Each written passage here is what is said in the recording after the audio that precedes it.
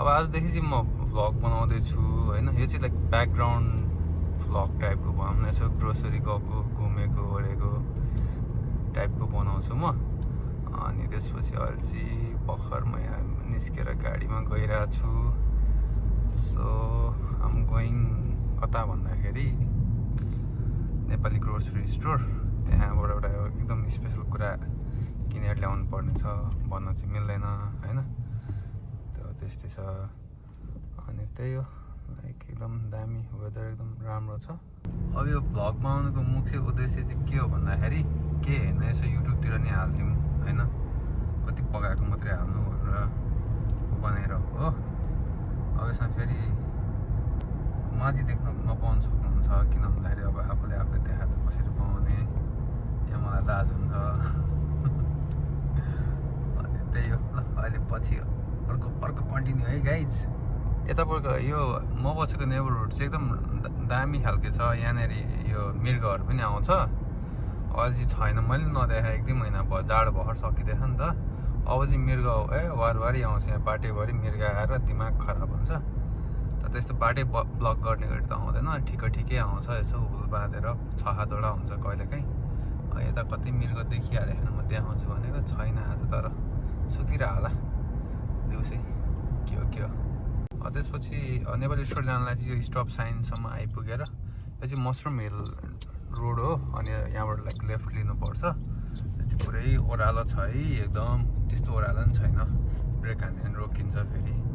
तर अब मेन कुरा चाहिँ वेदर एकदम दामी हुँदैछ। यो रुखहरू सबै पत्ता पलाएर मृग त्यहाँ बोर्डमा रहेछ, तर आउन सक्ने चान्सेस छ यता, तर त्यहाँ आउँदैन।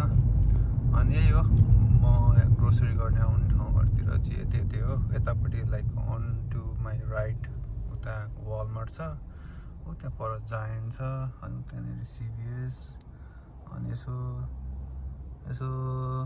चिरिप्पा लाउने भयो ऊ त्यहाँनिर फाइन वाइन एन्ड लिकर छ। सो मेरो लाइक गो टु एरिया चाहिँ यही हो। तर नेपाली स्टोर चाहिँ यहाँबाट यो रोड क्रस गरेर ऊ पर अर्को ट्राफिक लाइटबाट लेफ्ट लिएर अनि त्यताबाट जानुपर्छ। So all take you wait. अनि यो साइडबाट चाहिँ यता हर्सी जाने हो, हर्सी चक्लेट फ्याक्ट्री यता छ। एन्ड दिस इज वालमार्ट, यता जायन्ट, अनि आम हियर। त्यही हो। यता विन्डिज यहाँनिर रहेछ, तर विन्डिजको चिकन पनि मिठै हुन्छ, तर आमन्ड डायट, त्यही भएर घरमा पकाएको मात्रै खान्छु म। एउटा ट्राफिक लाइट छ। पछि अब आउँदै यहाँनिर यो ट्रेन स्टेसन छ। ट्रेन स्टेसन भन्दा नि चाहिँ कार्गो स्टेसन हो। यहाँ त अझै यस्तो यो कन्टेनरवाला ट्रेनहरू आइरहेको हुन्छ। खोइ मैले पनि देखाएको थिएँ, जहिले रोकेर मात्रै देखिन्छ, हिँड्ने बेला चाहिँ देखिन्न। अब कुन दिन अब हिँड्ने बेला आइपुग्छ नि देखाउँछ। अनि यो चाहिँ डेरी स्ट्रिट हो। यतातिर चाहिँ नेपाली ग्रोसरी स्टोरहरू, अनि त्यसपछि रेस्टुरेन्टहरू, नेपाली रेस्टुरेन्टहरू सबै छ यो साइडमा चाहिँ। अल द वे यतापट्टि पनि, अनि यसको लाइक अपोजिट डिरेक्सन उतापट्टि गयो भने पनि छ यता। अनि नाइस छ, लाइक सबै कुराहरू पाउँछ। अब सबै कुरा पाएपछि नाइस भइहाल्यो होइन। यतिकै पनि नपाउने भएको भए पो अलिक गाह्रो हुन्थ्यो। अब त्यही हो। त्यसपछि अनि यतापट्टि ट्रेनको पटरी अथवा train track, rail track, whatever. यो चाहिँ अब सारू ग्रोसरी हो। यताबाट मैले किन्नु पर्ने छ मुसुरीको दाल।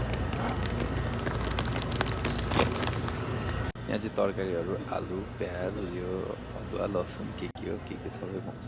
फर्सीहरू पनि पाउँछ, जस्ट लाइक नेपाली ग्रोसरीहरू सबै पाउँछ तरकारीहरू चाहिँ। अनि त्यसपछि यो यहाँ सबै लौका सौका भिन्डी, अनि अचारहरू पनि नेपाली ब्रान्डको सबै छ यहाँनिर है। अनि अकबरी पनि पाउँछ है यहाँ फ्रोजनमा, दामी हुन्छ। अनि त्यसपछि हामी चटपटे खाना गएको थियौँ। चटपटे चाहिँ मिठो छ। चाहिँ हामीले यहाँ एउटा क्लोदिङ स्टोर छ ठ्याक्कै सारू ग्रोसरी साइडमा, त्यहाँनिर अहिलेको चटपटे चाहिँ एकदम मिठो रहेछ। हाइट पिरो,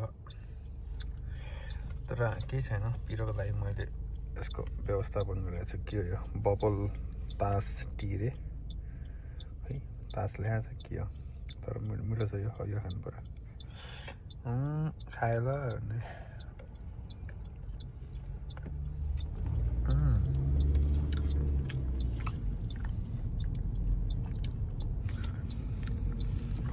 एकदम खतरनाक भ्लगिङ भइरह अब गोइङ ब्याक होम त्यसपछि केही पकाएर खानु पऱ्यो पिरो भयो अलिक पछि ल बाई गाइज अब यहाँ चाहिँ मृग देखिन सकिन्छ कि सक्छ तर छैन मृग एकदम रङ टाइमिङ आज